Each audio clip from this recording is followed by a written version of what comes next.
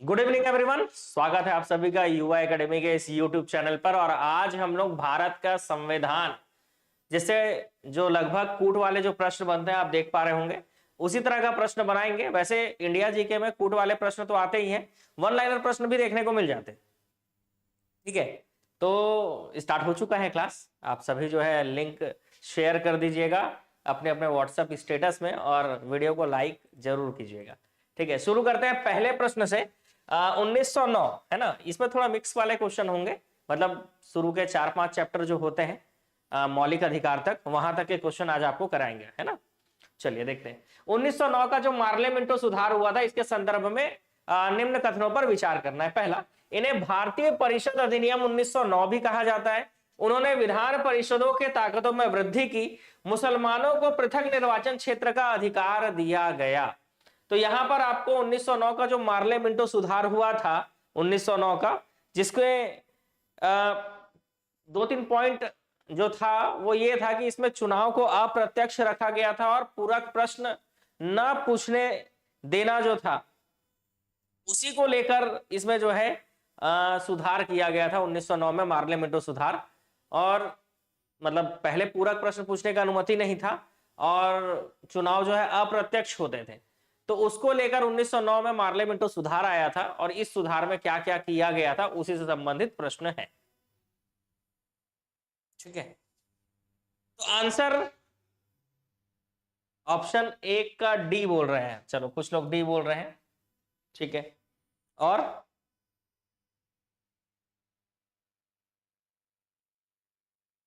देख लेते हैं।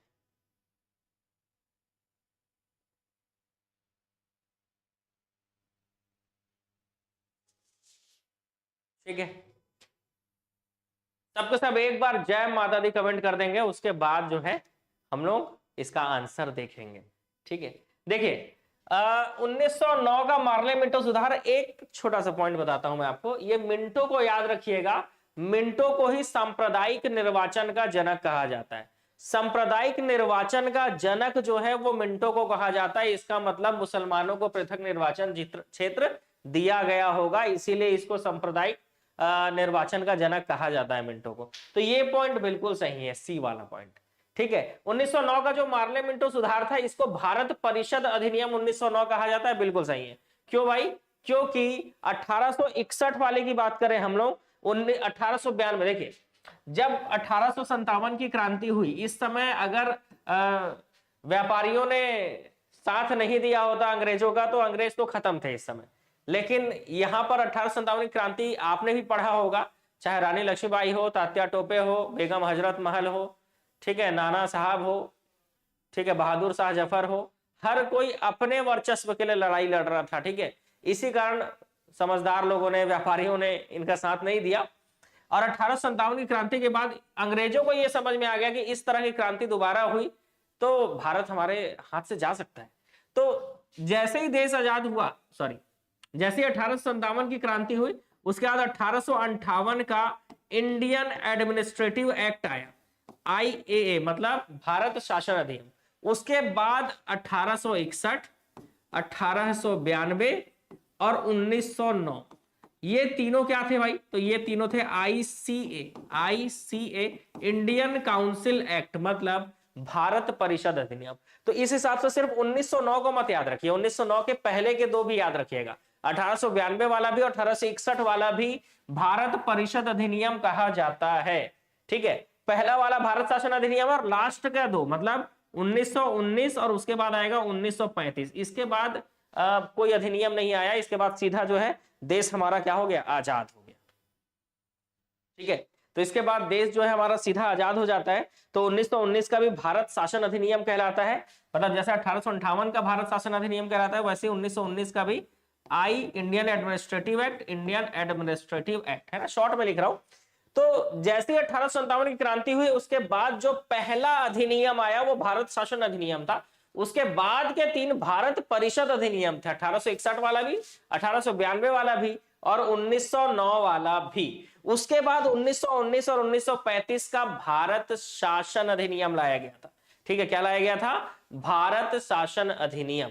तो कौन सा भारत परिषद अधिनियम है, क्लियर हुआ। कौन सा भारत शासन अधिनियम है, ये भी आपको क्या हो गया होगा, क्लियर हो गया होगा। तो भारत परिषद अधिनियम और भारत शासन अधिनियम दोनों आपको क्लियर हो गया। चलो अच्छी बात है, क्लियर हो गया है तो ठीक है। इसके अलावा 1909 से संबंधित जो भारत परिषद अधिनियम है, ठीक है, 1909 भी कहा जाता है, विधान परिषदों के ताकतों में वृद्धि हुई थी, बिल्कुल हुई थी। इसलिए इस प्रश्न का उत्तर होगा ऑप्शन ए। अगर संविधान को के क्वेश्चन एग्जाम में बनाना है तो कॉन्सेप्ट क्लियर होना बहुत जरूरी है, ठीक है, अगर संविधान का क्वेश्चन बनाना है, ठीक है, क्योंकि संविधान ही एक ऐसा सब्जेक्ट है जो समझ में आने लगे तो इससे इंटरेस्टिंग टॉपिक या बोल सकते हैं सब्जेक्ट जीके में नहीं है ना। बहुत मजा आता है भाई संविधान पढ़ने में। तो यहां पर जो डी बता रहे थे वो गलत हो गया, यहां पर आंसर आएगा ऑप्शन ए। तीनों ही पॉइंट सही है। 1909 का अधिनियम याद रखना, इस अधिनियम को क्यों लाया गया था, क्योंकि चुनाव अप्रत्यक्ष हो रहे थे और जो पूरक प्रश्न ना पूछने का अधिकार दिया गया था। बजट पर आप प्रश्न पूछ सकते हैं लेकिन काउंटर क्वेश्चन नहीं कर सकते। मतलब बजट पर कोई आपने एक प्रश्न पूछा, उधर से जो जवाब मिलता था, अंग्रेज जो जवाब देते थे उससे संतुष्ट होना पड़ता था भारतीयों को। अगर आप संतुष्ट नहीं है तो आप काउंटर क्वेश्चन नहीं कर सकते थे। मतलब इस तरह का रूल था कुछ, ठीक है, असेंबली में ऐसा था। तो इसी को जब पूरक प्रश्न पूछने का अधिकार नहीं दिया जा रहा था ना, इसीलिए 1909 का अधिनियम लाया गया। और इस 1909 का मार्ले मिंटो सुधार में समझिएगा अंग्रेज कैसे दिमाग लगाते थे। इन्होंने मतलब इतने दिन से विरोध हो रहा था कि पूरक प्रश्न पूछने नहीं दिया जा रहा है, लेकिन अंग्रेजों ने क्या सोचा, ठीक है तुमको पूरक प्रश्न पूछने देंगे, लेकिन इसके बदले में अंग्रेजों ने यह कहा कि पूरक प्रश्न पूछने का अधिकार तो आपको है, लेकिन अंग्रेज जो है उत्तर देने के लिए बाध्य नहीं होंगे। ठीक है, मतलब आपको जितना गला फाड़ना है फाड़ते रहिए, ठीक है, आंसर मिलेगा नहीं मिलेगा इसकी गारंटी नहीं है। ठीक है, तो धीरे धीरे करके अधिकार मिलते थे, लेकिन वो भी आधा अधूरा ऐसा होता था। ठीक है, चलिए नेक्स्ट क्वेश्चन की ओर चलते हैं। ब्रिटिश संसद ने किस वर्ष भारतीय उच्च न्यायालय अधिनियम पेश किया था? तो ब्रिटिश संसद ने किस वर्ष, ठीक है, ब्रिटिश संसद ने किस वर्ष भारतीय उच्च न्यायालय अधिनियम पेश किया था?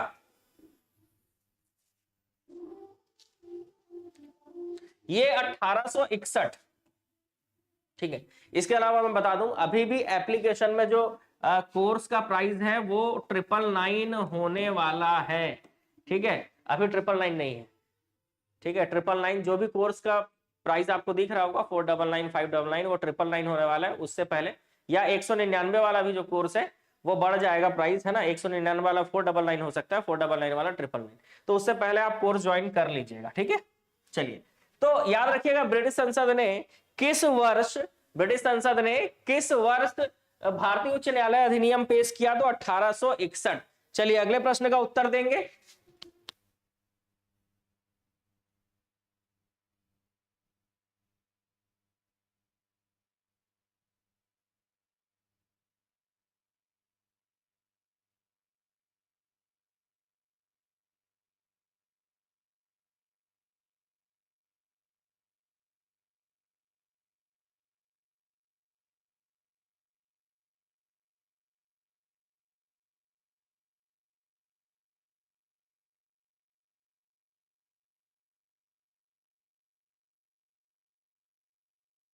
चलिए नेक्स्ट क्वेश्चन की ओर चलते हैं। अगला प्रश्न क्या है? तो निम्नलिखित में से किस अधिनियम के तहत ब्रिटिश भारत के प्रशासन को नियंत्रित और संचालित करने के लिए इंग्लैंड में नियंत्रण बोर्ड की स्थापना की गई थी?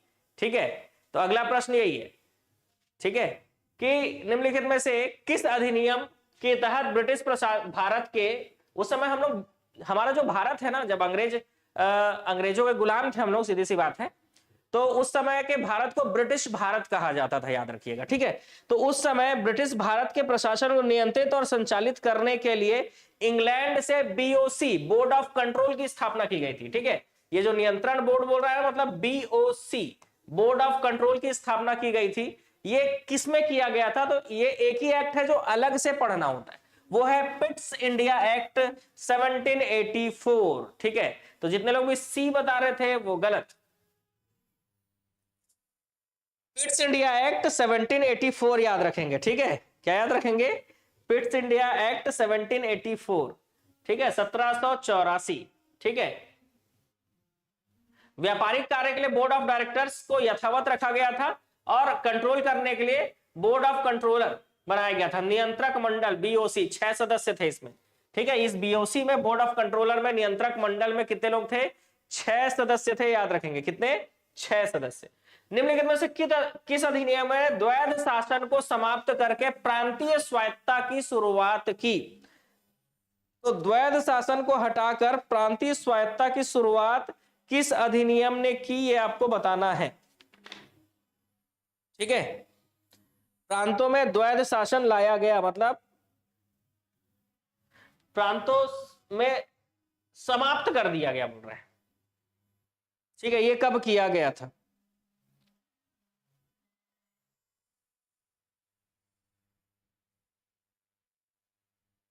ठीक है सर। करंट अफेयर्स की पीडीएफ कहां मिलेगी? एप्लीकेशन में मिलेगा, है ना। युवा टीम होगा, युवा टीम में करंट अफेयर की क्लासेस आपको दिखेगी, उसी में पीडीएफ आपको मिलेगा, ठीक है।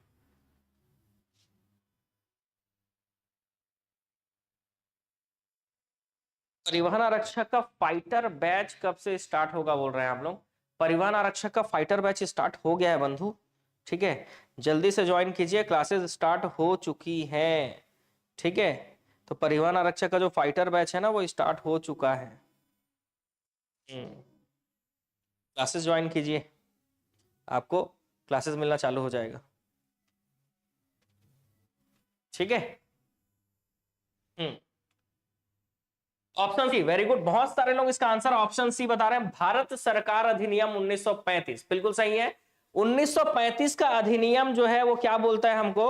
तो 1935 का अधिनियम हमको ये बोलता है कि केंद्र में द्वैध शासन लाया गया और प्रांतों से हटा दिया गया, ठीक है। केंद्र में द्वैध शासन लाया गया और प्रांतों से हटा दिया गया, और प्रांतों से हटा दिया गया, इसी को प्रांतों की स्वायत्तता कहा जाता है। तो प्रांतों से हटा दिए तो प्रांत में फिर क्या लेकर आए? तो जब प्रांतों से द्वैध शासन हटाया गया था तो द्विसदनात्मक व्यवस्था लाई गई थी, याद रखेंगे, द्विसदनात्मक व्यवस्था, ठीक है। प्रांतों में द्वैध शासन 1919 में लाया गया था, ना कि हटाया गया था, याद रखना। 1919 में यह द्वैध शासन लाया गया था और हटाया गया 1935 में। क्यों? क्योंकि प्रांतों से हटाया और केंद्र में द्वैध शासन ला दिया, ठीक है, ठीक है। चलिए अगले क्वेश्चन की ओर चलते हैं। नेक्स्ट क्वेश्चन हमारा क्या बोलता है? तो नेक्स्ट क्वेश्चन हमारा बोलता है, निम्नलिखित में से किस अधिनियम को मार्ले मिंटो सुधार के रूप में भी जाना जाता है? तो अभी हमने पढ़ा मार्ले मिंटो सुधार, मतलब मुसलमानों को पृथक निर्वाचन क्षेत्र दे दिया गया था। सांप्रदायिक निर्वाचन के जनक मिंटो को कहा जाता है। भारत परिषद अधिनियम 1909, कौन कौन सा भारत परिषद अधिनियम है, कौन कौन सा भारत शासन अधिनियम है, अभी मैंने पहले क्वेश्चन में आपको क्लियर कर दिया है, उसको ध्यान रखिएगा, हमेशा वो आपके काम आएगा, ठीक है। हाँ,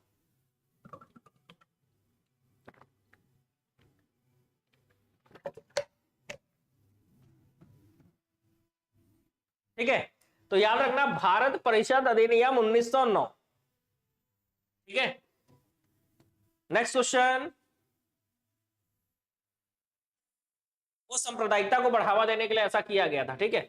निम्नलिखित में से किस अधिनियम के तहत भारत में नियंत्रक एवं महालेखा परीक्षक के पद का गठन किया गया? नियंत्रक एवं महालेखा परीक्षक कैग कहा जाता है, ठीक है। नियंत्रक एवं महालेखा परीक्षक कौन से अधिनियम के तहत? ठीक है, चलिए देखते हैं कितने लोग। नियंत्रक एवं महालेखा परीक्षक का जो के बारे में है वो आर्टिकल 148 में, वर्तमान संविधान अगर देखा जाए तो संविधान में आर्टिकल 147 आप देखोगे, सॉरी 148, ठीक है, अनुच्छेद 148 के तहत नियंत्रक एवं महालेखा परीक्षक के बारे में है। लेकिन देश आजाद होने से पहले ही कैग का गठन कर दिया गया था, मतलब उस समय भी एक नियंत्रक एवं महालेखा परीक्षक था। भाई ऑडिट कौन करेगा, समझ रहे हो, रिपोर्ट कौन बनाएगा, ठीक है। बहुत बढ़िया, सही आंसर है आपका। भारत सरकार अधिनियम 1919 के तहत कैग की स्थापना की गई थी, ठीक है, भारत सरकार अधिनियम 1919 के तहत। नेक्स्ट क्वेश्चन, निम्नलिखित में से किस अधिनियम के तहत मुसलमानों के लिए पृथक मताधिकार एवं पृथक निर्वाचन क्षेत्र के व्यवस्था का प्रावधान किया गया है? ये इंपॉर्टेंट क्वेश्चन है, कूट में भी पूछता है और डायरेक्ट भी पूछता है। भारत परिषद अधिनियम 1909, 2 से 3 बार पूछने का अर्थ आप समझ रहे हो। यह प्रश्न एग्जाम में दिखता ही दिखता है। निम्नलिखित अधिनियमों में से किस अधिनियम के द्वारा गवर्नर जनरल के परिषद में एक विधि सदस्य की अभिवृद्धि की गई थी? तो गवर्नर जनरल के परिषद में एक विधि सदस्य की अभिवृद्धि की गई थी। अभी अभी एक मूवी आया हुआ था ना अक्षय का, है ना, अक्षय कुमार का, उसी में वो मूवी उसी पर आधारित है। ठीक है, एक विधि सदस्य की जो को चुन लिया गया था। ठीक है, तो वो कौन से अधिनियम के तहत चुना गया था? ठीक है, देखते हैं आप लोगों में से कौन इसका आंसर दे पा रहा है। विधि सदस्य,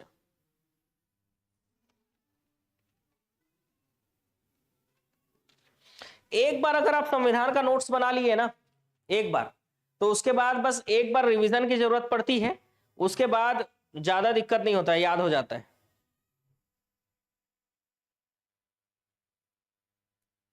विधि सदस्य ना,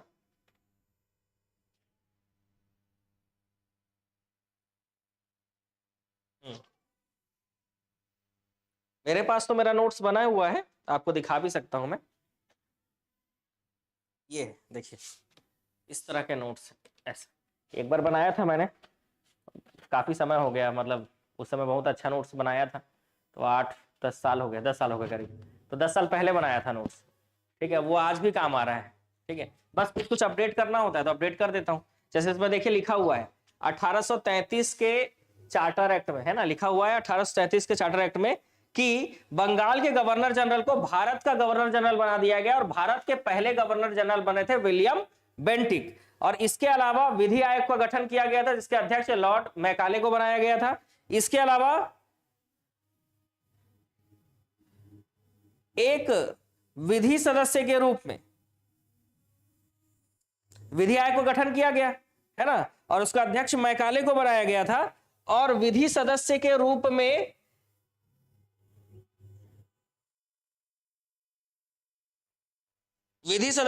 में एक व्यक्ति को चुन लिया गया था।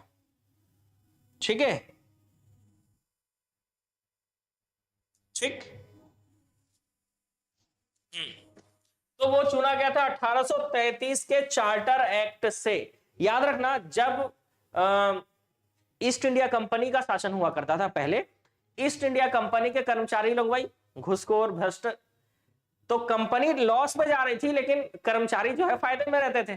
तो अब लॉस इतना ज्यादा हो गया कि कंपनी को बंद करने का जरूरत पड़ गया, तो ऐसे में उन्होंने इंग्लैंड मतलब ब्रिटेन से सहायता मांगा, क्योंकि ब्रिटेन की कंपनी थी, तो ब्रिटेन की कंपनी थी, ब्रिटेन से सहायता मांगा। तो ब्रिटेन की संसद ने बोला कि सहायता देंगे लेकिन बदले में तुमको अप्रत्यक्ष रूप से कंट्रोल भी करेंगे। ठीक है, अप्रत्यक्ष रूप से तुम्हारे ऊपर क्या रखेंगे, नियंत्रण भी रखेंगे। ठीक है, तो इसीलिए जो है रेगुलेटिंग एक्ट और चार्टर एक्ट आया था। 1773 में अधिनियम बनकर आना चालू हुआ, और यहीं से बोल सकते हैं कि जो संसदीय व्यवस्था भारत में आज देखते हैं उसकी शुरुआत यहां से हुई थी। 1773 का एक्ट को रेगुलेटिंग एक्ट कहा जाता है। क्या कहा जाता है? 1773 के एक्ट को रेगुलेटिंग एक्ट कहा जाता है। उसके बाद 1813, 1833, 1800, हर 20 साल में ना, देखिए 20 जोड़ेंगे, सॉरी, हर 20 साल में अधिनियम आएगा, ऐसा कहा गया था। तो 1793 में आया, फिर 20 जोड़िए, 1813 में आया, फिर 20 जोड़िए, 1833 में आया, फिर 20 जोड़िए, 1853 में आया, फिर 20 जोड़ने की जरूरत नहीं पड़ेगी, क्योंकि 1853 के बाद हुआ महासंग्राम, जिसको हम 1857 की क्रांति कहते हैं। और बचपन में आपने पढ़ा होगा, बताया, चमक उठी सन 57 में, वो तलवार पुरानी थी, ऐसा करके सुने होगे आप लोग? नहीं सुने हो? सुने कि नहीं?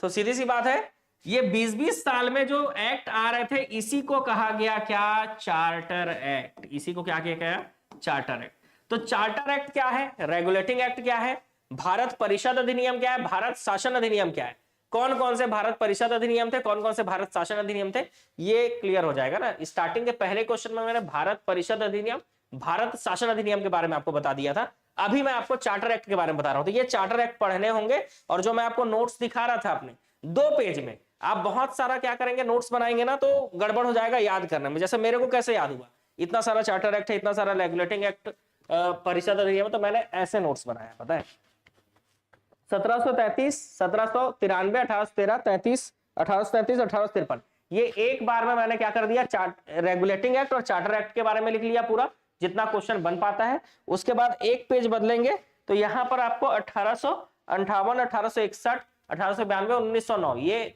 2 पेज में कवर हो गया। और उसके बाद 1919 और 1935 में क्या हुआ, और 1937 का आम चुनाव, ऐसे करके 3 पेज में मैंने संविधान का जो विकास है, संवैधानिक विकास कैसे हुआ भारत में, उसके बारे में मैंने 3 पेज में बढ़िया नोट्स बनाए हैं। ठीक है, तो ऐसे करके नोट्स जो है आप भी बनाएंगे तो आपको भी याद रहेगा। इसी को क्या है 10 पेज 15 पेज में आप लिखेंगे तो सीधी सी बात है, रिवीजन करने याद करने में दिक्कत होगा, है ना। चलिए आगे बढ़ेंगे। वैसे ये नोट्स एप्लीकेशन पे अपलोड है, जो मेरी संविधान की क्लास है उसमें अपलोड है।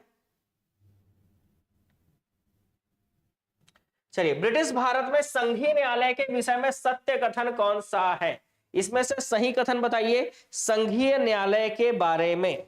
ठीक है, संघीय न्यायालय के बारे में सत्य कथन बताना है आपको। यह भारत के लिए उच्चतम न्यायालय था, इसकी स्थापना 1919 के अधिनियम द्वारा की गई, इसको प्रारंभिक अधिकार नहीं था, प्रिवी काउंसिल में अपील की जा सकती थी। ठीक है,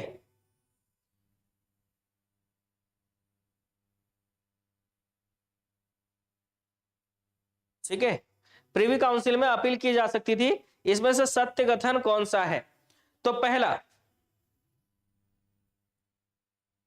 ये जो है संघीय न्यायालय था 1919, आप जानते हो भारत में संघीय न्यायालय की स्थापना 1935 के अधिनियम के तहत हुई थी। किसके तहत हुई थी, 1935 के तहत। इसको प्रारंभिक अधिकार नहीं था, बिल्कुल होगा, क्यों नहीं होगा भाई। और सत्य कथन चुनना है, तो इसमें से एक ही सत्य कथन है कि जो इसके बाद भी आप लंदन के प्रिवी काउंसिल में अपील की जा सकती थी। तो बाकी तीनों पॉइंट गलत है। बी इज राइट, नहीं 1919 नहीं, इसकी स्थापना 1935 के अधिनियम से हुई थी। ठीक है, सुप्रीम कोर्ट जो है ना, यूपीएससी, सुप्रीम कोर्ट और आरबीआई, ये तीनों चीज याद रखेंगे, है ना। उस समय फेडरल पीएससी कहा जाता था, यूपीएससी को एफपीएससी कहा जाता था। फेडरल पीएससी, यूपीएससी, आरबीआई और सुप्रीम कोर्ट, ठीक है, और सर्वोच्च न्यायालय, इन तीनों का गठन जो है वो 1935 के अधिनियम से हुआ था, याद रखिएगा। ठीक है, और बर्मा को भारत से अलग कर दिया गया, तो म्यांमार भारत का हिस्सा होता आज, लेकिन 1935 में ही अधिनियम लाया गया था, उसी के तहत 1937 में म्यांमार को भारत से अलग कर दिया गया। अगर उस समय भारत, उससे पहले भारत आजाद हो जाता तो म्यांमार आज भारत का हिस्सा होता। ठीक है, तो अंग्रेज जो है अब समझ गए थे कि भारत को तो आजाद करना ही पड़ेगा, तो उन्होंने क्या कर दिया, म्यांमार को अलग कर दिया। ठीक है, और जाते जाते पाकिस्तान को भी अलग कर दिए। ठीक है, इतना बड़ा एरिया होता, सोचो पाकिस्तान भी आज भारत में ही होता, म्यांमार भी भारत में होता, तो कितना बड़ा एरिया होता है ना भारत के पास, और शक्ति भी ज्यादा होती। चलिए आगे बढ़ेंगे। निम्नलिखित में से किस अधिनियम के द्वारा भारत के प्रांतों को स्वायत्तता प्रदान की गई थी, किस अधिनियम के द्वारा भारत के प्रांतों को स्वायत्तता प्रदान की गई। तो प्रांतीय स्वायत्तता मतलब क्या, प्रांतों से द्वैध शासन हटा लेना। प्रांतों से द्वैध शासन प्रांतों में लाया गया था 1919 में, लेकिन हटाया गया कब, 1935 में। तो इसका आंसर क्या होगा, भारत सरकार अधिनियम 1935। ठीक है, भारत सरकार अधिनियम 1935। ठीक है, इसी के तहत प्रांतों को स्वायत्तता मिला, केंद्र में द्वैध शासन लाया गया, संघात्मक सरकार की स्थापना हुई, केंद्र तथा प्रांतों में शक्तियों का विभाजन हुआ, संघीय न्यायालय की स्थापना हुई 1935 में। अब प्रांतों में द्विसदनात्मक व्यवस्था, मतलब विधानमंडल चालू हो गया। जैसे राज्य में आज देखते हो ना, राज्य में विधानसभा होता है ना, विधानमंडल हर राज्य में, वो कब चालू हुआ, 1935 के अधिनियम से, उससे पहले नहीं था। निम्नलिखित में से किस तिथि को भारत अपना संविधान दिवस मानता है? तो संविधान दिवस, हर साल संविधान दिवस के दिन ही पीएससी का नोटिफिकेशन आता है हर साल, ठीक है, और पता चलता है कि कितना पोस्ट है। तो ये आंसर आपके लिए आसान होगा लेना। जल्दी जल्दी से बता दीजिए, भारत अपना संविधान दिवस कब मनाता है जी? 26 नवंबर को। चलिए, संविधान दिवस के संबंधित कुछ चीजें मैं आपको बता देता हूं। वैसे भारत अपना गणतंत्र दिवस मनाता है 26 जनवरी को, ठीक है, वो 1930 वाले को याद रखने के लिए। लेकिन भारत अपना संविधान दिवस 26 नवंबर को मनाता है 1949, क्योंकि इस दिन संविधान बनकर तैयार हो गया था, जिसमें 395 अनुच्छेद और 8 अनुसूचियां थी, ठीक है। और इस दिन जो है नागरिकता, चुनाव, तदर्थ संसद और अस्थायी प्रोविजंस, ये 4 चीजों को लागू कर दिया गया था। ऐसा नहीं है कि संविधान गणतंत्र दिवस के दिन ही पूरा संविधान लागू किया गया, संविधान को आंशिक रूप से लागू कर दिया गया था 26 नवंबर 1949। 4 चीजें लागू की गई थी: नागरिकता, चुनाव, तदर्थ संसद और अस्थायी उपबंध, ठीक है। और इसके तहत कौन कौन से आर्टिकल, ये एग्जाम में पूछ सकता है बिल्कुल। तो ये नागरिकता वाला आर्टिकल है 5, 6, 7, 8, 9, ठीक है। उसके बाद 60, 324, 366, 67, 79, 80, 66, 67, 79, 80, फिर 88, 91, 92, 93 और 94।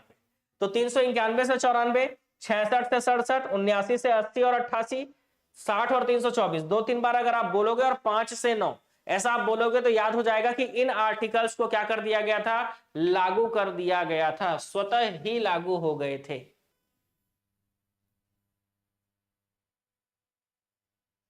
तो 1935 के भारत शासन अधिनियम को संविधान का ब्लूप्रिंट भी कहते हैं क्या? हाँ बिल्कुल, क्योंकि 1935 का हमारे संविधान का 75% हिस्सा जो है 1935 का भारत शासन अधिनियम से लिया गया है, इसीलिए उसको संविधान का ब्लूप्रिंट कहा जाता है, क्योंकि 1935 के अधिनियम को ही बहुत सारे प्रावधान को हूबहू रख दिया गया है, इसलिए, ठीक है। नेक्स्ट, संविधान सभा के सदस्यों ने खाली स्थान को भारत के संविधान पर हस्ताक्षर किए तो संविधान लागू कब होना था? तो लागू होना था संविधान को 26 जनवरी को, 26 जनवरी 1950। 2 दिन पहले इन्होंने साइन किया है। 2 दिन पहले का मतलब क्या? 24 जनवरी 1950, ठीक है। 24 जनवरी 1950 को इन्होंने क्या किया? लागू किया, ठीक है। 24 जनवरी 1950, ठीक है।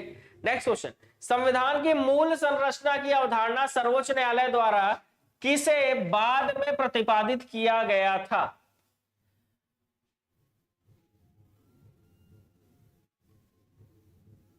किस वाद में? बाद नहीं यार, वाद, केस है, केस। कौन से केस में प्रतिपादित किया गया था संविधान की मूल संरचना की अवधारणा?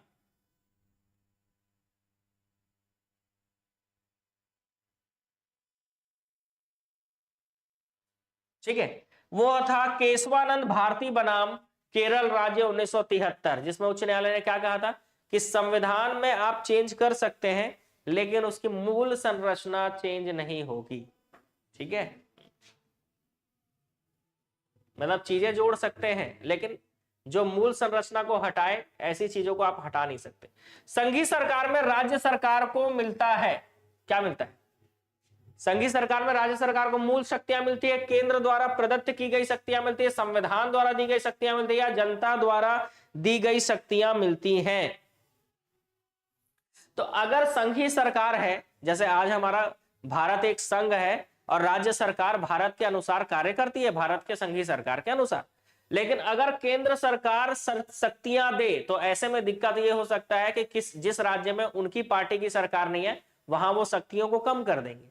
इसीलिए अगर लोकतंत्र सही चलना चाहिए, है ना, अगर ऐसा है कि लोकतंत्र जो है खतरे में ना पड़े, इसीलिए ये बनाया गया कि संघीय सरकार में राज्य सरकारों को संविधान द्वारा शक्तियां दी जाएंगी, ठीक है। तो जो राज्य सरकारों के पास जो शक्तियां है ना, वो संविधान से दिया गया, इसीलिए राज्य सरकार के बारे में अलग से भाग 6 में है संविधान में।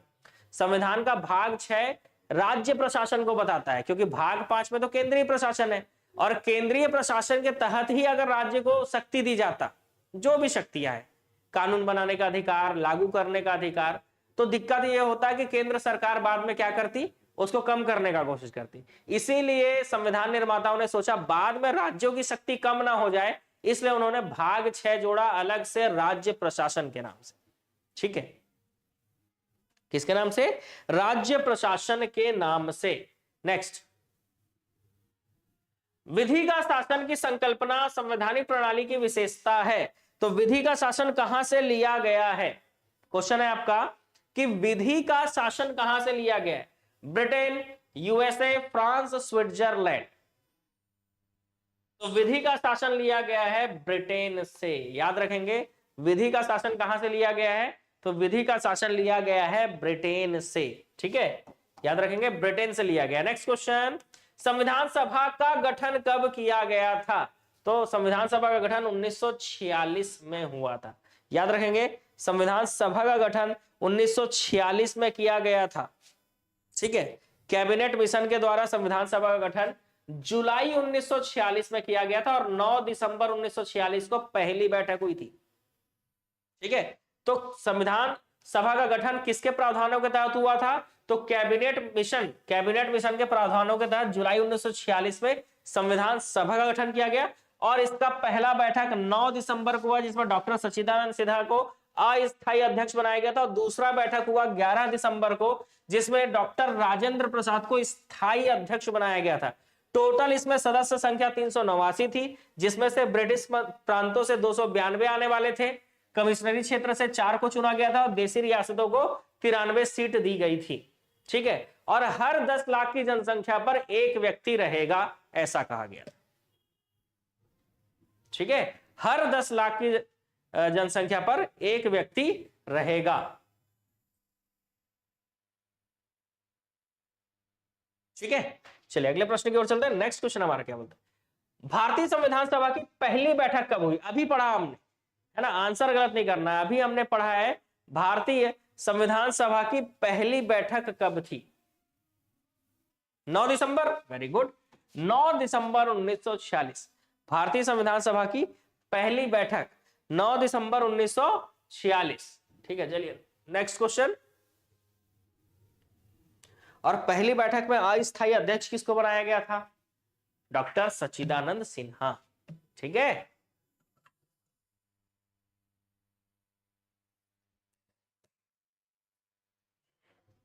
चलिए नेक्स्ट प्रश्न, किसके द्वारा संविधान में उद्देशिका प्रस्ताव लाया गया था? तो ये भी हम पढ़े हुए हैं, आसान क्वेश्चन है। उद्देश्य ये कूट में भी आ सकता है ना ऐसा प्रश्न।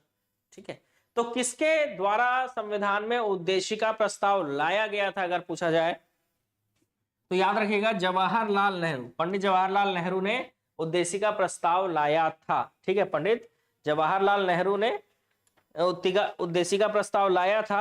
और याद रखेंगे, यह उद्देशिका प्रस्ताव उन्होंने 22 जनवरी 1947 को प्रस्तुत किया था। सॉरी, पारित हो गया था ये तो 13 दिसंबर। देखो, 9 दिसंबर को पहला बैठक हुआ, 11 दिसंबर को दूसरा बैठक हुआ, 13 दिसंबर को तीसरा बैठक हुआ और तीसरे बैठक में इन्होंने चौका मार दिया भाई। ठीक है, और याद रखिएगा उद्देशिका प्रस्ताव 13 दिसंबर को लाया इन्होंने।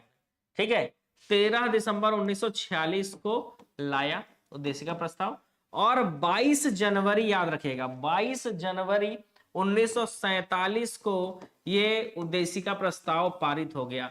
यही उद्देशिका प्रस्ताव है जिसको आप संविधान में पढ़ते हो, हम भारत के लोग भारत को संपूर्ण प्रभुत्व संपन्न समाजवादी लोकतांत्रिक गणराज्य बनाने हेतु एवं इसके समस्त नागरिकों को, ऐसा पढ़े ना। तो यही चीज जो है 22 जनवरी 1947 को पारित हो गया था, यही उद्देशिका प्रस्ताव है जिसको आप प्रस्तावना कहते हैं। क्या कहते हैं? Preamble of constitution. ठीक है, संविधान की प्रस्तावना कहते हैं। तो याद रखिएगा, किसके द्वारा संविधान में इसका संकल्प लाया गया था? जवाहरलाल नेहरू जी के द्वारा। लेकिन कब लाया गया था? तो 13 दिसंबर, तीसरी बैठक में। ठीक है, उसके बाद 22 जनवरी को यह पारित हो गया। तो देखो, दिसंबर के बाद जनवरी जब आएगा तो ईयर चेंज हो जाएगा ना, 46 से क्या हो जाएगा? 47 हो जाएगा, होगा ना। चलिए अगले प्रश्न की ओर चलते हैं। नेक्स्ट, भारत के संविधान को बनाने वाली संविधान सभा में कितनी महिला सदस्य थी? ठीक है, तो कितनी महिला सदस्य थी भाई?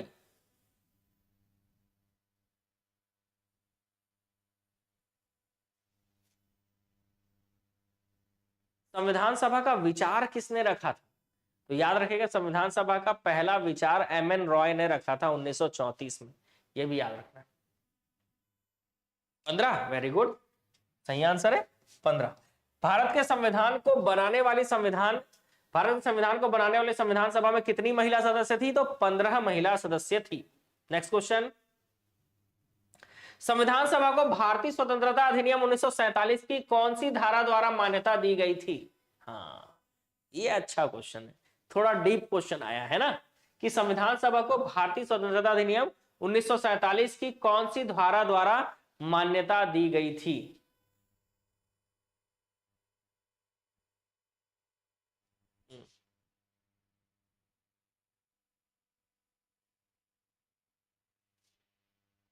धारा 6(2), धारा 10(1), 12(2) या 8(1)?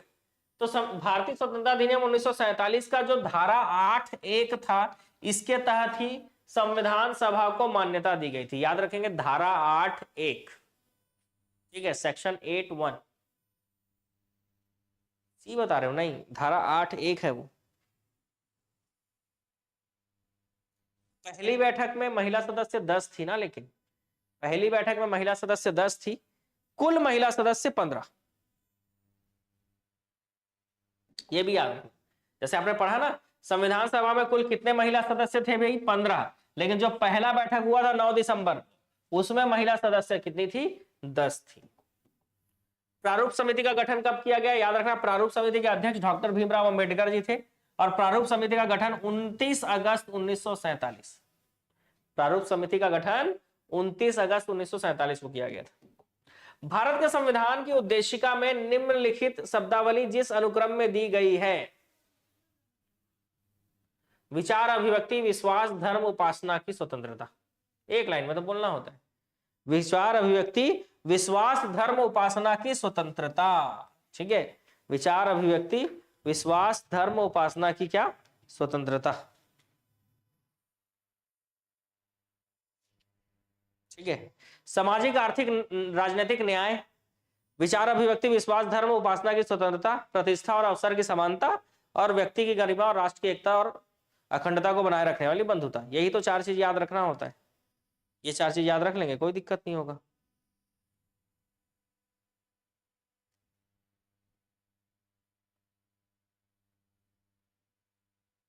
ठीक है,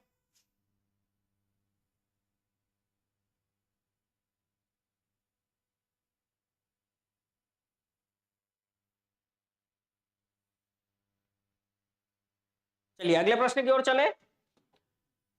ये प्रस्तावना का क्वेश्चन है। भारतीय संविधान की प्रस्तावना में निम्नलिखित में से किस अभिव्यक्ति का प्रयोग नहीं किया गया है? भारतीय संविधान की प्रस्तावना में निम्नलिखित में से किस अभिव्यक्ति का प्रयोग नहीं किया गया? प्रभुत्व संपन्न, लोकतंत्री गणराज्य, समाजवादी, धर्मनिरपेक्ष और संघीय। तो आप जानते हो, इसमें से कहीं पे भी आपको संघीय वर्ड देखने को नहीं मिलेगा।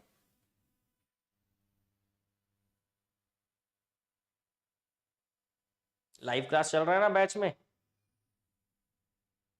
हमारे जितने भी ऑनलाइन कोर्स है सब में लाइव क्लास है। ठीक है, जिनको भी बैच ज्वाइन करना है, यहाँ नीचे नंबर चल रहा है 930009993939, इसमें व्हाट्सअप कर दीजिएगा। ठीक है, रिकॉर्डेड वीडियो इसलिए देते हैं क्योंकि अगर लाइव क्लास आप अटेंड नहीं कर पा रहे हैं तो आप तैयारी कैसे करेंगे बताइए? बिना रिकॉर्डेड वीडियो को होगा?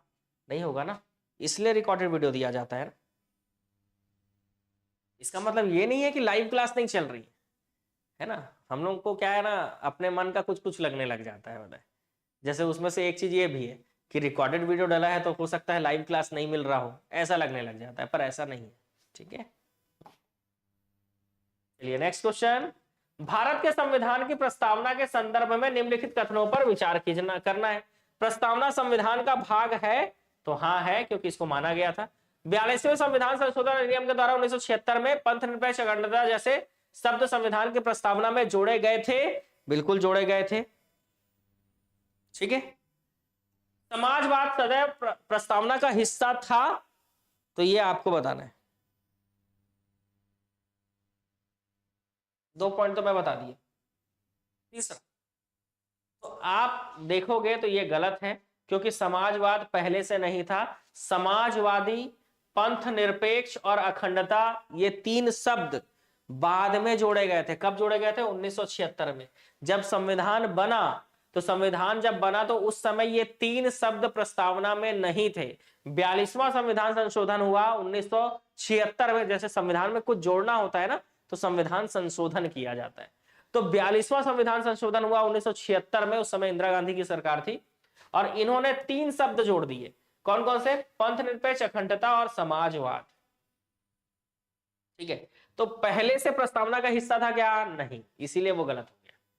ठीक है। और आंसर आएगा ऑप्शन डी, केवल 1 और 2 सही है, क्योंकि प्रस्तावना संविधान का भाग है, और अगर जो संविधान का भाग है तो उसमें संशोधन हो सकता है, इसीलिए संशोधन किया गया 42वां। उसके बाद कभी नहीं हुआ, एक ही बार हुआ है संशोधन, है ना। और इसमें 3 शब्द जोड़े गए थे, पंथ निरपेक्ष, सब पहले समाजवाद, पंथ निरपेक्ष और अखंडता, ये 3 शब्द जोड़े गए थे। 10th की बुक में 1977 लिखा है, उसको 1976 कर लेना। ठीक है, 1976। चलिए आगे बढ़ेंगे। सार्वभौमिक वयस्क मताधिकार यह दर्शाता है कि भारत एक देश है। कैसा? सार्वभौमिक वयस्क मताधिकार यह दर्शाता है कि भारत क्या है भाई? तो भारत एक लोकतंत्र तांत्रिक देश है। सिर्फ तांत्रिक मत बोलना भाई, ठीक है। तांत्रिक मतलब वो तंत्र मंत्र वाला हो जाएगा, बिल्कुल। भारत एक लोकतांत्रिक देश है, अभी तो वयस्क मताधिकार है, वोट डालने का अधिकार है, अपनी सरकार चुनने का अधिकार है। और ये जो है चुनाव की आयु पहले 21 वर्ष थी ना। पहले क्या होता था, 21 साल में ही वोट डाल सकते थे, लेकिन इससे क्या है, बहुत सारे युवा वर्ग के लोग क्या है, वंचित रह जाते थे वोट डालने में। इसीलिए 61वां संविधान संशोधन किया गया था 1989 में, और यह बताया गया कि चुनाव वोट डालने का आयु 21 वर्ष से घटाकर क्या कर दिया गया, 18 कर दिया गया। और आप लोग भी देखे होंगे, जैसे ही 18 पूरता है आप वोट डाल सकते हैं। नहीं डाल सकते? बताइए।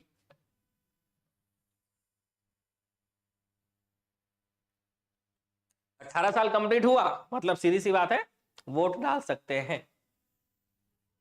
अब किस्मत खराब रहेगा कि उस समय चुनाव नहीं हो रहा है, वो बात अलग है।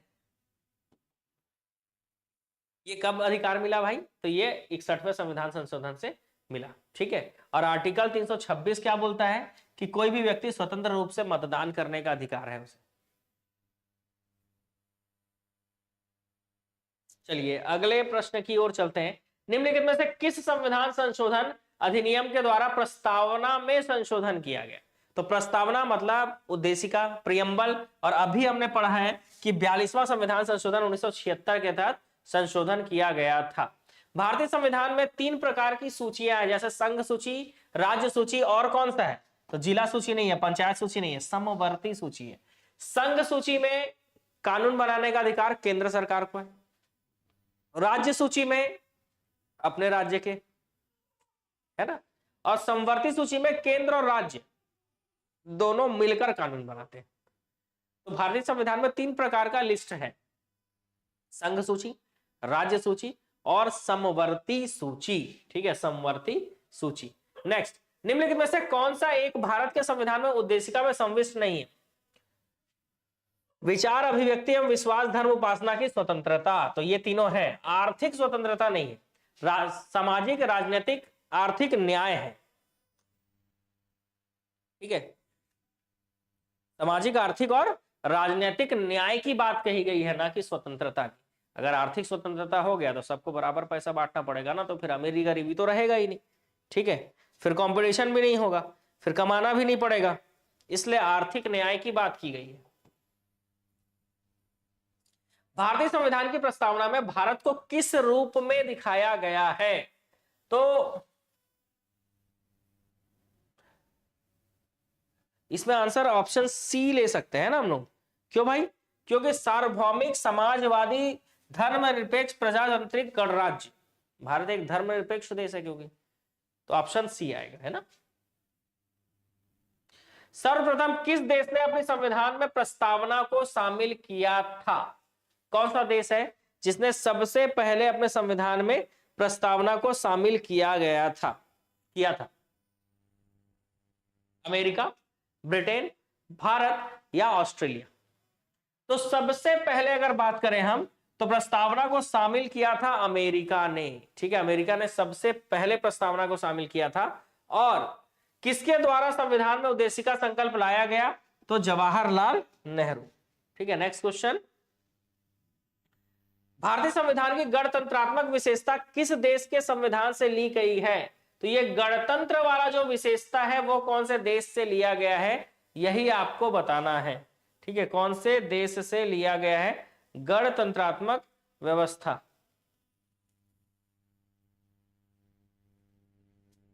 30A, वो तो 30 नहीं 31 आ गया ना। गणतंत्रात्मक विशेषता किस देश के संविधान से लिया गया है? 32 में पहुंच गया, बता। अभी 32 पहुंचे ही नहीं। फ्रांस के संविधान से। किसके संविधान से? फ्रांस के संविधान से लिया गया है, याद रखिएगा। नेक्स्ट, किस संविधान ने भारत में कानून प्रक्रिया को बनाने की प्रक्रिया को प्रेरित किया? किस संविधान ने भारत में कानून बनाने की प्रक्रिया को प्रेरित किया? कौन से देश का संविधान है? तो भारत में कानून किसका चलता है, मतलब किससे मैच खाता है? तो ब्रिटेन से मैच खाता है। ठीक है, तो आंसर क्या होगा? ब्रिटेन के संविधान से। ठीक है, ब्रिटेन के संविधान से। आप यहां देख सकते हो, ब्रिटेन मतलब इंग्लैंड के संविधान से संसदीय शासन, विधि का शासन, विधायी प्रक्रिया, यहीं से तो कानून बनेगा ना। मंत्रिमंडल प्रणाली, परमाधिकारी लेख, संसदीय विशेषाधिकारी लिया गया।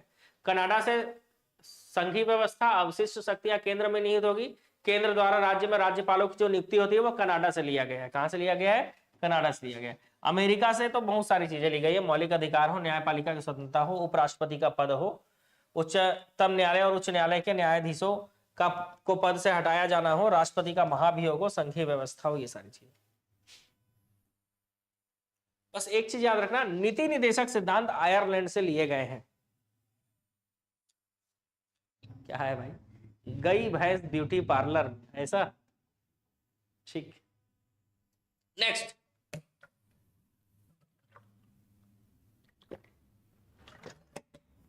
बताइए भारतीय संविधान के निम्नलिखित में से कौन सी विशेषता आयरलैंड के संविधान से ली गई है? एक ही चीज तो है, राज्य के नीति निदेशक तत्व। राज्य के नीति निदेशक तत्व जो है वो आयरलैंड से लिया गया है। न्यायपालिका की स्वतंत्रता की अवधारणा अमेरिका से ली गई है। न्यायपालिका, स्वतंत्र न्यायपालिका होगी, ये कहां से लिया गया है? अमेरिका से लिया गया है। राज्यसभा में सदस्यों का मनोनयन किस देश के संविधान से लिया गया है? तो राष्ट्रपति द्वारा राज्यसभा में सदस्यों का जो मनोनयन होता है वो कौन से देश से लिया गया है?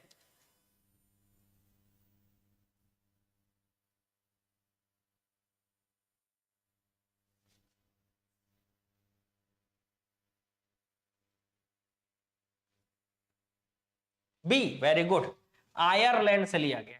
तो राष्ट्रपति द्वारा राज्यसभा में जो 12 सदस्यों का मनोनयन किया जाता है ना, याद रखना, राष्ट्रपति राज्यसभा में 12 सदस्यों का मनोनयन कर सकते हैं। वो 12 सदस्यों का मनोनयन जो है वो आयरलैंड से लिया गया है। ठीक है, नेक्स्ट क्वेश्चन। इसके अलावा एक चीज याद रखना, संसद का गठन हमारे संविधान के आर्टिकल 79 में है। राज्यसभा की संरचना आर्टिकल 80 में और 81 में लोकसभा है। तो 79, 80, 81, 79 में संसद, 80 में राज्यसभा, 81 में लोकसभा। ऐसे याद रखना है, 79 में संसद, 80 में राज्यसभा, 81 में लोकसभा, ऐसे याद रखेंगे। ठीक है, चलिए नेक्स्ट क्वेश्चन। विधि के शासन की संकल्पना कहां से ली गई है? तो ये लिया गया है ब्रिटेन से। विधि के शासन की संकल्पना जो है वो ब्रिटेन से ली गई है। नेक्स्ट, भारतीय संविधान में मौलिक अधिकार किस देश के अधिकार पत्र से प्रेरित हैं? मौलिक अधिकार, तो आप जानते हो मौलिक अधिकार को यूएसए, अमेरिका से लिया गया। मौलिक अधिकार को कहां से लिया गया है? अमेरिका से लिया गया है। भारतीय संविधान में गणतंत्र की अवधारणा निम्नलिखित में से किस देश से ली गई है? तो अभी हमने पढ़ा गणतंत्र व्यवस्था जो है वो फ्रांस से लिया गया है। गणतंत्रात्मक व्यवस्था कहां से लिया गया है भाई? तो फ्रांस से लिया गया है। ठीक है। ऑस्ट्रेलिया से समवर्ती सूची और संसद के दोनों सदनों की संयुक्त बैठक ऑस्ट्रेलिया से लिया गया है ना। ये जापान वाला याद रखना। देखो ब्रिटेन विधायी प्रक्रिया, लेकिन जापान विधि द्वारा स्थापित प्रक्रिया, दोनों में फर्क है। ब्रिटेन से विधायी प्रक्रिया, विधि का शासन, जापान से विधि द्वारा स्थापित प्रक्रिया। भारतीय संविधान में उपराष्ट्रपति के पद का प्रावधान कहां से लिया गया? तो अभी हमने पढ़ा था उपराष्ट्रपति का पद कहां? यूएसए, संयुक्त राज्य अमेरिका। ठीक है। विधि के समक्ष समानता की अवधारणा कहां से ली गई है? तो विधि के समक्ष समानता जो है ये लिया गया है ब्रिटेन से। ठीक है, ब्रिटेन से। चलिए नेक्स्ट क्वेश्चन। भारतीय संविधान का कौन सा अनुच्छेद राज्य द्वारा संचालित शिक्षण संस्थानों में कोई भी धार्मिक शिक्षा प्रदान करने पर रोक लगाता है? मतलब राज्य का कोई भी शिक्षण संस्थान हो, मतलब सरकारी स्कूल हो, सरकारी कॉलेज हो, वहां पर किसी भी प्रकार का धार्मिक शिक्षा नहीं दिया जाएगा। धार्मिक शिक्षा पर रोक लगाता है आर्टिकल कौन सा? 28। वेरी गुड, अनुच्छेद 28 याद रखेंगे। ठीक है। तो 25, 26, 27, 28 धर्म की स्वतंत्रता का अधिकार आर्टिकल 25 से 28 में है, जिसमें 28 आर्टिकल 28 यह बोलता है किसी भी राज्य द्वारा संचालित शिक्षण संस्थानों में किसी भी प्रकार की धार्मिक शिक्षा नहीं दी जाएगी। ठीक है। मौलिक अधिकारों के संबंध में कौन सा कथन गलत है? मौलिक अधिकारों का उल्लेख संविधान के अनुच्छेद 12 से 35 में है, तो सही है। मौलिक अधिकारों को कानून द्वारा लागू किया जाता है। आर्टिकल 21 जीवन जीने का अधिकार प्रदान करता है। मौलिक अधिकार ब्रिटेन के संविधान से लिए गए, ये तो गलत है, क्योंकि ये गलत पॉइंट हो गया, क्योंकि मौलिक अधिकार को यूएसए से लिया गया है। अभी पढ़े हम, मौलिक अधिकारों को कहां से लिया गया है? यूएसए, अमेरिका के संविधान से लिया गया है। ठीक है। नेक्स्ट, यदि कोई 12 वर्षीय बच्चा कालीन बनाने वाली एक फैक्ट्री में काम करता पाया जाता है तो भारत के संविधान के निम्नलिखित किस अनुच्छेद का उल्लंघन होगा? देखो, शोषण, संविधान का यह मानना है कि शोषण दो ही लोगों का होता है, महिला और बच्चे। तो 23 याद रखना, अनुच्छेद 23 महिलाओं को शोषण के विरुद्ध अधिकार है, और आर्टिकल 24 जो है वो बच्चों को बाल श्रम से रोकता है।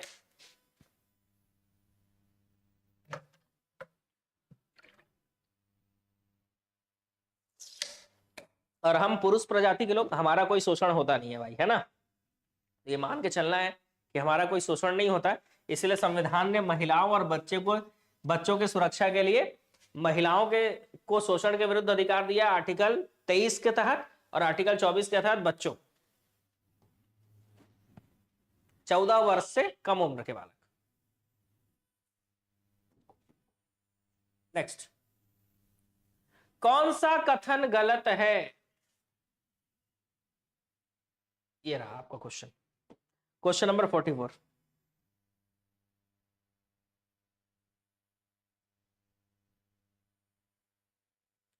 मूल क्षेत्राधिकार संघीय मामलों से संबंधित सभी विवादों को सर्वोच्च न्यायालय को एक अंपायर के रूप में स्थापित करता है। बिल्कुल, मूल अधिकार के लिए संघीय मामलों में संबंधित सभी विवाद सर्वोच्च न्यायालय में जाएंगे। सर्वोच्च न्यायालय रीट के रूप में विशेष आदेश दे सकता है, बिल्कुल दे सकता है।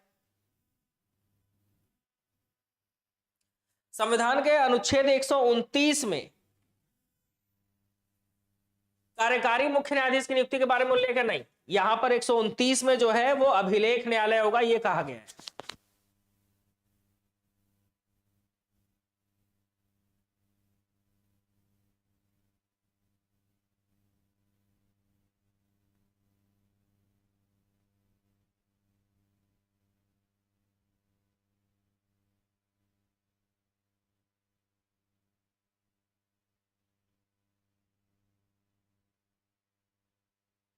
ठीक है, तो आर्टिकल 129 याद रखेंगे। आर्टिकल 129 में सर्वोच्च न्यायालय को एक अभिलेख न्यायालय होगा, ये कहा गया है, इसलिए ये गलत है। भारत के सर्वोच्च न्यायालय के प्रत्येक न्यायाधीश की नियुक्ति भारत के प्रधानमंत्री करते हैं? नहीं, राष्ट्रपति करते हैं। इसीलिए तीसरा और चौथा पॉइंट गलत है, ऑप्शन सी आएगा। कौन कौन सा कथन गलत है? तीसरा और चौथा। चलिए, बंदी प्रत्यक्षीकरण, प्रत्यक्ष उपस्थित होना। परमादेश, आदेश देना। अधिकार परीक्षा, दावे की वैधता जांच करना। उत्प्रेषण, प्रमाणित किया जाना। ठीक है, ये रिट है। सर्वोच्च न्यायालय है ना, सर्वोच्च न्यायालय और उच्च न्यायालय, दो लोगों को अधिकार है। दो ही न्यायालय हैं, एक सर्वोच्च न्यायालय जो पूरे भारत के लिए एक है, और जो 25 उच्च न्यायालय है, हाई कोर्ट है। सुप्रीम कोर्ट एक ही है, हाई कोर्ट 25 है। तो जितने भी हाई कोर्ट है वो और सुप्रीम कोर्ट मिलकर, मिलकर नहीं मतलब अपने अपने उनके अधिकार है। आर्टिकल 32 और 226 में रिट जारी करने का अधिकार है। वो रिट है, 5 प्रकार के रिट जारी कर सकता है। तो बंदी प्रत्यक्षीकरण मतलब रिट जारी हुआ मतलब प्रत्यक्ष उपस्थित होना होगा। परमादेश मतलब हम आदेश देते हैं। अधिकार परीक्षा मतलब किस अधिकार से उस पद पर बैठे हैं। उत्प्रेषण रिट मतलब प्रमाणित करो, है ना। ये आसान था, याद रखना। दो इसमें ये भी पूछता है कि सर्वोच्च न्यायालय और उच्च न्यायालय, तो सर्वोच्च न्यायालय आर्टिकल 32 के तहत रिट जारी कर सकता है, और उच्च न्यायालय जो है, उच्च न्यायालय आर्टिकल 226 के तहत रिट जारी कर सकता है। और सर्वोच्च न्यायालय को 5 प्रकार का और उच्च न्यायालय को 6 प्रकार का रिट जारी करने का अधिकार है।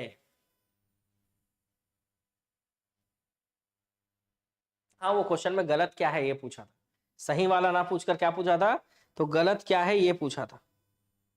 ठीक है, सही नहीं पूछा था, गलत क्या है ये पूछा था।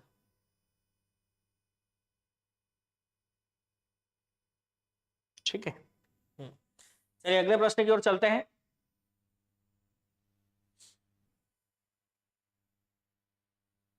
Next question. ठीक है, ये नोट्स जो मेरा संविधान का नोट्स है वो कहाँ मिलेगा वो बता देता हूँ, फिर अगले प्रश्न की ओर चलते हैं। देखिए, जैसे ही आप एप्लीकेशन ऑन करते हैं, आप किसी भी कोर्स में जाएंगे। ठीक है, आप मेन पेज में जाइए, आप सीजी एग्जाम में जाइए, आप कोई भी कोर्स ज्वाइन किए, जैसे आप सीजी व्यापम का ही कोर्स ज्वाइन करके रखें, तो सीजी व्यापम के कोर्स में चलते हैं। कंटेंट में आप क्लिक करेंगे, न्यू बैच मेरा जो नाम दिखेगा उसमें क्लिक करेंगे ना, तो यहाँ पर आपको कॉन्स्टिट्यूशन दिखेगा। ये देखिए संविधान, तो ये संविधान में आपको 62 लेक्चर है करीब। ये पूरा 62 लेक्चर आप आराम से कवर कर सकते हैं। पूरा संविधान मैंने पढ़ाया है, और जो नोट्स मैं आपको दिखा रहा था ये कॉन्स्टिट्यूशन पार्ट 1 और पार्ट 2 में डला हुआ है। तो यहाँ से आप क्या कर सकते हो, कॉन्स्टिट्यूशन का नोट्स ले सकते हो। इसके अलावा कोई भी कोर्स आपको ज्वाइन करना है तो आप सीधा जो है क्या कर सकते हैं, स्टोर में क्लिक कर सकते हैं। स्टोर में यहाँ पे या तो सीजी एग्जाम शिक्षक भर्ती के लिए ये वाला फोल्डर है, एसएससी के लिए ये वाला है, रेलवे के लिए ये वाला है, टेस्ट सीरीज कोई सा भी ज्वाइन करना हो आप टेस्ट सीरीज में क्लिक करेंगे, परिवहन मंडी ये सब का टेस्ट सीरीज आपको यहाँ मिल जाया करेगा। ठीक है, और ये सीजी एग्जाम में क्लिक करेंगे तो नॉर्मल। और कोई भी कोर्स अगर नहीं मिल रहा है तो आप यहाँ स्टोर में क्लिक कीजिए और सर्च बाय नेम में जाकर सर्च कर लीजिए यहाँ से। जैसे मान लीजिए मेरे को मंडी ज्वाइन करना है तो मैं मंडी सर्च करूंगा ना, तो मंडी से संबंधित जो भी टेस्ट सीरीज, ऑब्जेक्टिव सीरीज और ये है, ठीक है, ये मिल जाएगा। अच्छा, जो भी मैं ऑब्जेक्टिव करा रहा हूँ वो ऑब्जेक्टिव कोर्स में मिलता है। ठीक है, उसका पीडीएफ कहाँ मिलता है, जैसे आज जो क्लास अभी कर रहे हैं हम, है ना, कल जो हमने क्लास किया था, आगे भी जो क्लास करेंगे वो ऑब्जेक्टिव कोर्स में मिलता है। चाहे ये सब ऑब्जेक्टिव है ना, आप कोई सा भी ऑब्जेक्टिव ज्वाइन कर सकते हैं। अगर देखिए जैसे आप संविधान पढ़ रहे हैं, ऑब्जेक्टिव लिखेंगे तो ये पूरे ऑब्जेक्टिव कोर्स आपको लाइन से आ जाएंगे। ठीक है, ये पूरे। अगर आप संविधान पढ़ रहे हैं तो संविधान का ऑब्जेक्टिव, संविधान अगर व्यापम में तो रहेगा, पीएससी के भी ऑब्जेक्टिव में रहेगा, वाहन में भी रहेगा, मंडी में भी रहेगा, सब इंस्पेक्टर में भी रहेगा, पुलिस में भी रहेगा। बस जिसमें जिसमें संविधान का सिलेबस है उसमें पूरा ये ऑब्जेक्टिव मिलता है। ठीक है, चलिए अगला क्वेश्चन। ऐसे अपराध जिनके लिए पुलिस न्यायालय के आदेश के बिना किसी व्यक्ति को गिरफ्तार कर सकती है, उसको क्या कहा जाता है? संज्ञेय अपराध, नजरबंदी अपराध, असंज्ञेय अपराध या क्रॉस अपराध। ठीक है, ऐसे अपराध।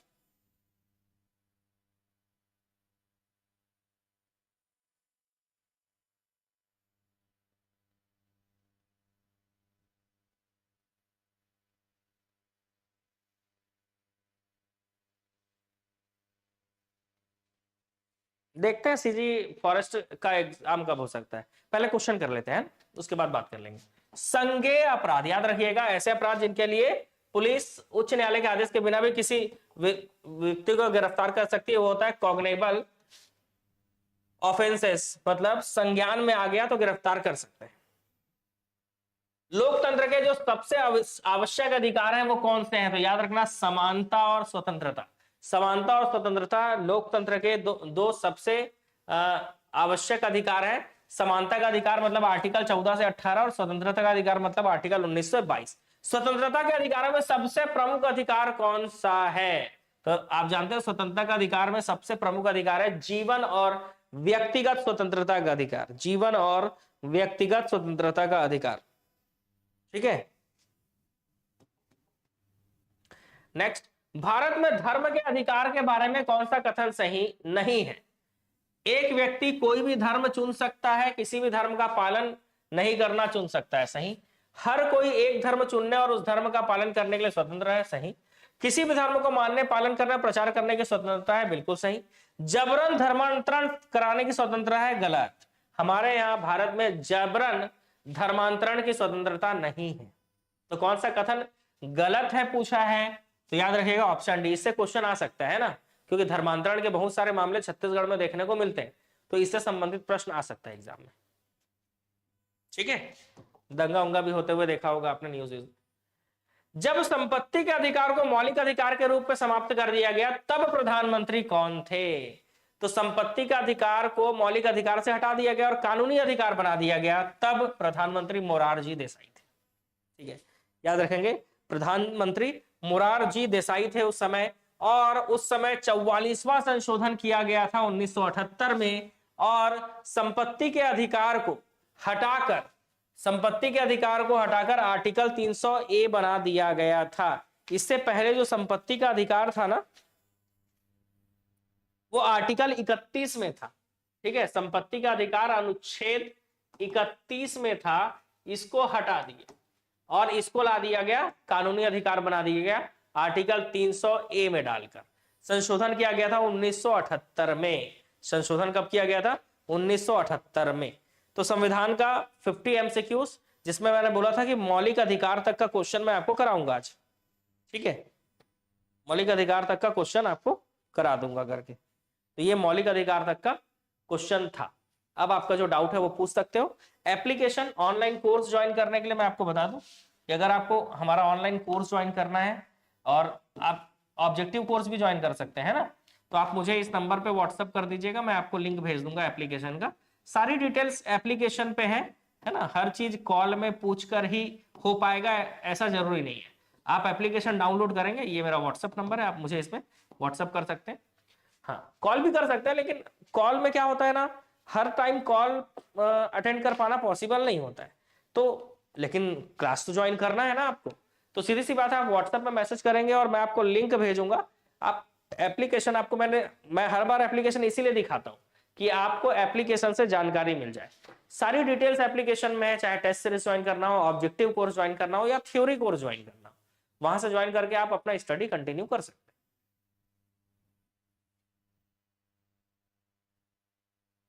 ऐसे कोई टारगेट बना के नहीं जाना चाहिए कि प्री के लिए मेरे को इतना स्कोर करना है करके, ठीक है। आपकी तैयारी ही डिपेंड करेगी। कम से कम टारगेट ये बोलना चाहिए कि 70% मार्क्स आपका स्कोर हो, ऐसा टारगेट बनाना चाहिए। हालांकि उतना पॉसिबल नहीं है, लेकिन टारगेट बड़े रखने चाहिए। नोट्स आपको कंटेंट में क्लिक करने से मिल जाएगा, है ना।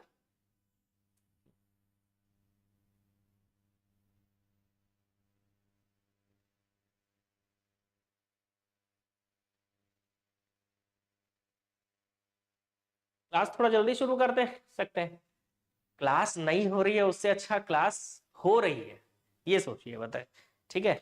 दिन भर कंटेंट बुक का काम और इतना बिजी रहने के बाद भी अगर रात को आकर ऑब्जेक्टिव क्लास ले ले रहा हूँ, बताए, तो हो रही है, इसके लिए मतलब जो हो रहा है ना उसका वैल्यू करना चाहिए। जो जो नहीं हो रहा है उसको तो हर कोई सोचता है कि ऐसा होना चाहिए, ये चीज होना चाहिए, लेकिन जो हो रहा है उस चीज का भी वैल्यू होना चाहिए।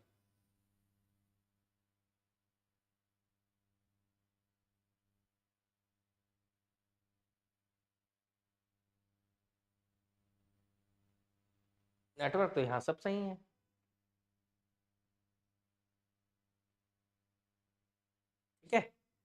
तो एमसीक्यू सीरीज को मैंने स्टार्ट कर दिया है और मेरा पूरा कोशिश है कि डेली आपको एमसीक्यूज मिले।